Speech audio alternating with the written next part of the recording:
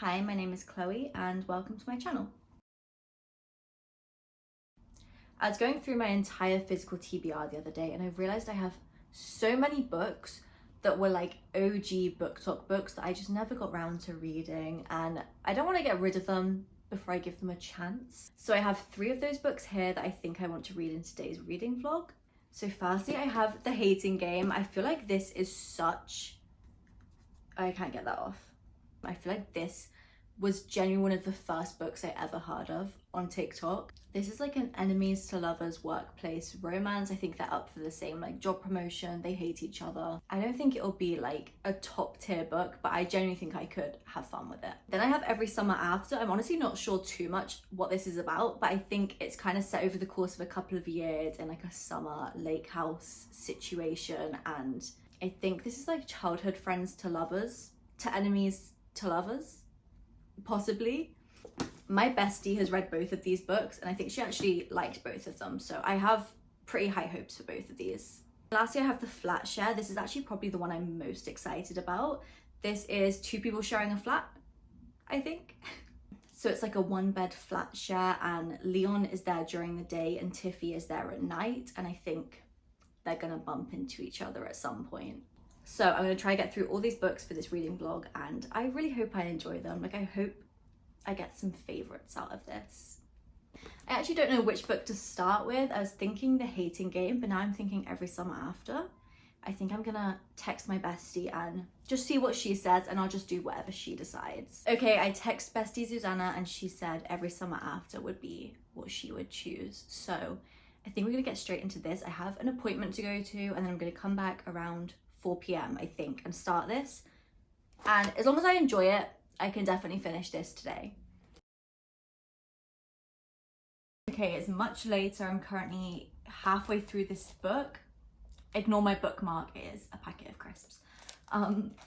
Okay, so I just got to chapter 10, which is like almost halfway through. I've actually been listening to it mainly on audiobook because they have it on Spotify, but I'm actually really enjoying it. I'm having a really good time. So this is about Percy. She goes to this lake house with her family every summer and for like other holidays too. And she meets these boys, Sam and Charlie. Sam is her age and Charlie's a few years older. And this basically has a past and present timeline. So in the past, we are getting to know Percy and Sam and their like budding friendship / relationship.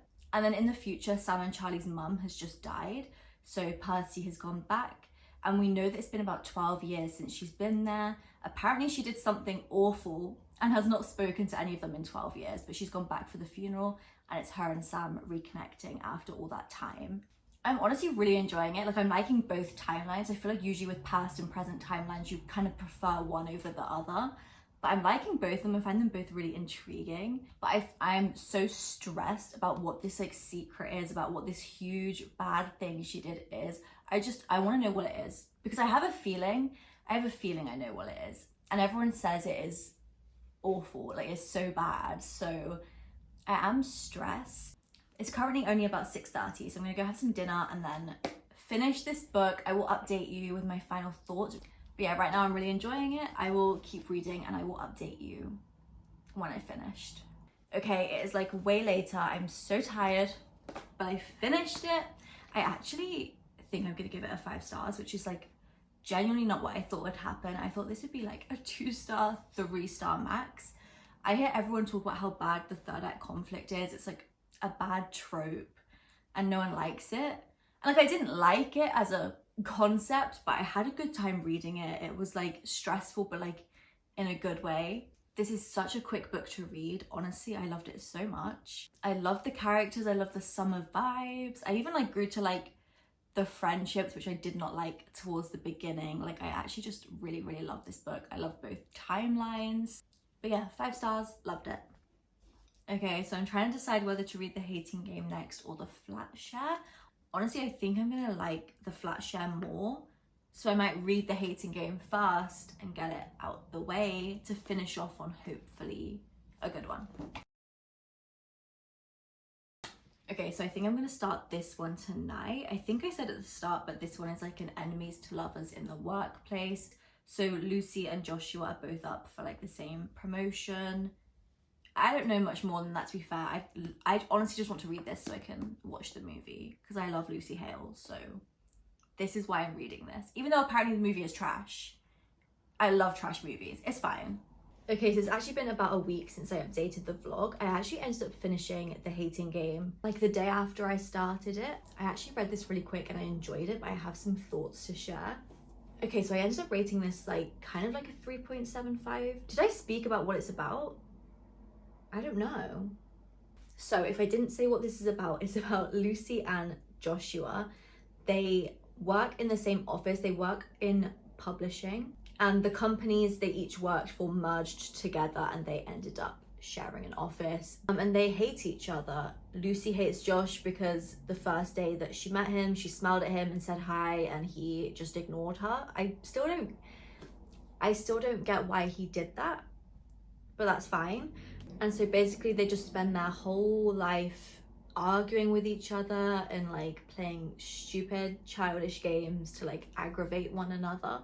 And then the opportunity comes up for a big promotion, only one of them can get it, and they both kind of agree that if the other one gets it, then they will quit because they refuse to work underneath the other person. I really like this. I liked the way the romance sort of happened. Like, it happened quite quickly that you realized there was interest there, but it was still enough of a slow burn to like keep you interested throughout the entire book. I will say that I listened to this book like 80% on audiobook until I ran out of hours on Spotify, and I think I enjoyed it a lot more because I listened to it on audiobook. I don't think I would have had the same enjoyment reading it physically. When I did have to read it physically, I definitely was enjoying it less. I was a bit more bored. I was skimming bits a bit more to like get to the actual romance. So I definitely credit the audiobook with my enjoyment. There's only like a couple of issues. They weren't even necessarily issues, but Lucy in the book collects Smurfs figurines, which isn't inherently an issue, but anytime these Smurfs would be mentioned, it would take me so out of the story, because all I could think was about how the author came to that decision. Like, how did the author decide that Lucy's quirk would be collecting Smurfs? It was so random and it really threw me off. And secondly, she is referred to as being teeny tiny, itty bitty throughout this entire book. She is like 5'0", weighs like 10 pounds. Like, she's so tiny, she can't possibly function as a human being.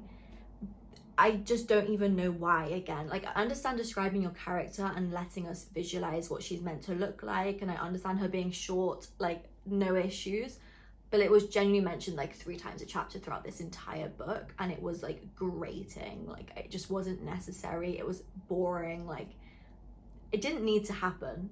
And I also do kind of have a personal vendetta against the whole trope of like, he's secretly in love with her, so he's mean to her and like bullies her, and I've never understood that trope, but I do enjoy reading it still. It's just like, mentally, I'm just like, this doesn't make sense. If he really liked her, he would tell her, he would act on it, he would at least be a nice human being. It very much gives like schoolboy pulling a schoolgirl's pigtails because he loves her. Like, it's very frustrating to read. But even with all of those negatives, like I said, I still really enjoyed it. Like a 3.75 stars. I watched the movie straight after and I really liked the movie too. Like, it was like, it's one of those things that's like kind of cringe. It's not a masterpiece, but if you just let yourself enjoy it, you will enjoy it. Oh my god, also please ignore my bookshelf behind me. I started to organize my bookshelf, took all the books off, and then gave up and just shoved them on here in random piles. That will be a future video.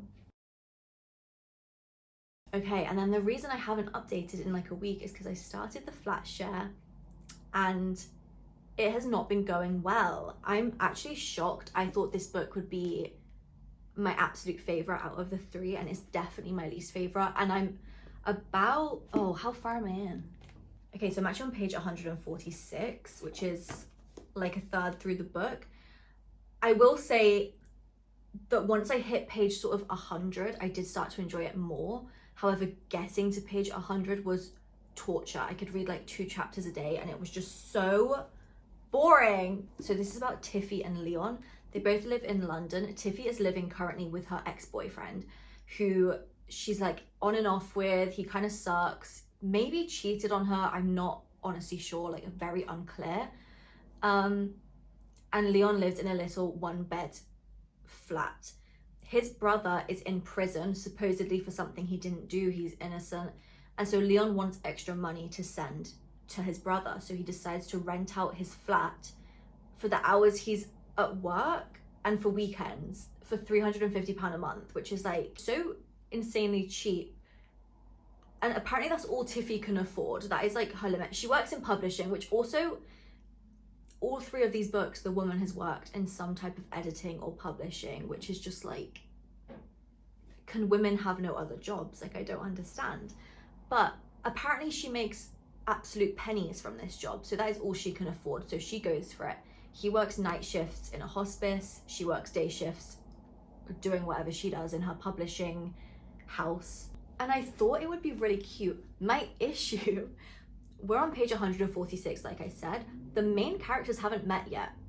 They've communicated through notes, like leaving notes in their flat, and they keep saying they're like friends, but they literally, Leon doesn't even know what Tiffy looks like, which is so strange. Like it's not even like a slow burn. It's just nothing's happening. My other issue is that at the start of this book, Leon has a girlfriend. He has a girlfriend who he's very much serious with.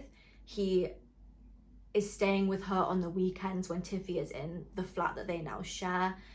And she makes it very clear that she's uncomfortable with him sharing a flat with a girl, even if they're not going to meet. She doesn't feel comfortable with it. And I just feel so icky about the fact that he has a girlfriend and him and Tiffy start sharing these notes, and clearly like, he clearly likes her, and his poor girlfriend is just thrown to the side. Like, that made me so, I've never read a romance book where one of them started in a relationship with someone else. That was so strange to me. It also falls into the like classic trope of just trying to make the main characters really quirky. The girl, the publishing place she works for publishes like DIY books basically, and she loves DIY. Me too, okay? Me too. Nothing wrong with that.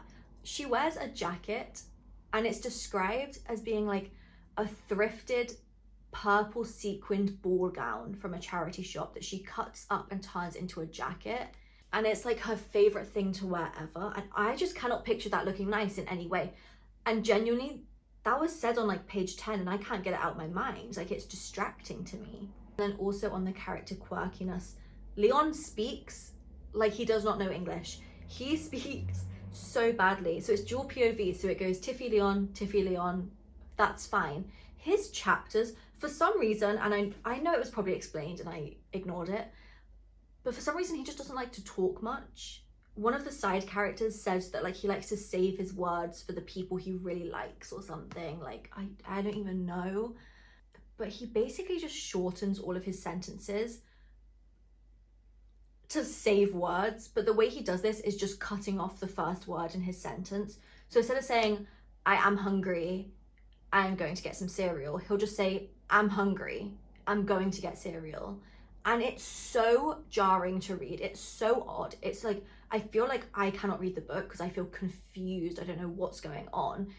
And the speech in his chapters is written out like a script. So it'll just be like, Kay, are you coming home? Me, no. And it's like written as a script almost. I just don't understand that writing choice. I personally don't understand that as a writing choice because it just reads as being badly written. I don't see that as his character. I just see that as not a good book, in my opinion. Anyway, so chapter 25, Tiffy is still hung up on her ex, and Leon is having issues with his girlfriend Kay. Anyway, so I am going to try read some more of this. I would love to finish it today, but honestly, if I'm still hating it, like, I don't want to say hating it, but like hating it. If I'm still hating it in like 50 pages or so, I honestly might DNF because I just don't think it is worth my time. And I'm so upset because I really thought I'd love this book. I feel like a goal this year should be to DNF books that I don't like, because I will power through and I will finish books and then I'll put myself into a reading slump. And I just don't need to do that really. It's not necessary. I can just stop reading the book. I can get rid of the book. So I'm going to read 50 pages and see how I feel. I'm hoping, I've seen people say the second half of this book is a lot better than the first half. So I'm hoping by the time I hit that point, I'll be invested. maybe the main characters will meet and I'll be like, wow, they're good together. I don't know. But also, how would their relationship work if he's working nights and she's working days? They would only see each other on the weekend. Anyway, whatever. Okay, page 155, and they have officially met. And it's not a good meeting. Okay, I have to say as well, anytime the main characters are at work, I really find myself skimming the pages. Like, it's so uninteresting to me. I don't know why, I'm just finding their jobs so boring. The side characters at their jobs are boring. I've literally read like 10 pages and I already feel like I'm falling asleep. I'm so tired now.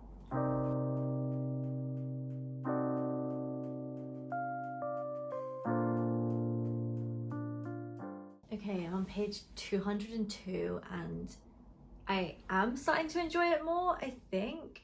Now they've met, they're about to go on like a little trip together. I'm definitely seeing more potential, but I also don't know that I want to finish it. I don't know, I feel so conflicted about this book, but I think I'm just going to take it like 50 pages at a time and see how I feel, and if I want to stop, I will stop. Okay, I finished it. Honestly, I think I'm gonna give this a 1 star. Editing Chloe in a few days can decide what this is gonna be, but I'm between a 1 and a 2 stars. I think the reason I'm so disappointed is because I was so excited to read it. Like, the plot had so much potential to me, but it just didn't end up being what I expected and wanted. I don't know, I'm very easy to please with books. I give books like 4 stars, 5 stars almost every time. So like, I genuinely don't rate books low that often, but this just wasn't for me. I can see how people would enjoy this book. Like, I understand, as long as you like the writing style, I think you would enjoy this, but it just wasn't for me. I think as well, they tried to throw in this subplot of Leon's brother being in prison and trying to get him out. It felt like it just couldn't possibly be developed enough as a subplot. Like, it was just really kind of randomly thrown in there. I don't know, like, I liked the character Richie, like, I liked him. He was actually one of my favorite parts of the book, so I just think that either needed to be explored way more or just not been in there, because it just didn't really fit well into a rom-com, romance, whatever this is meant to be. Okay, so let's do a quick recap of the 3 books I read for this video. So first, Every Summer After. Loved this, 5 stars. I finished this about a week and a half ago, 2 weeks ago, and I'm still thinking about it like every day. I really loved this book. Definitely want to pick up some other books from this author. Then Hating Game. Really enjoyed this. Solid audiobook to listen to. Not sure I would pick up this author again unless she had like an insanely hyped up book, but I liked it for what it was. And then The Flatshare, which we have just discussed, is definitely not my favorite book of the year. The first 1 star of 2024.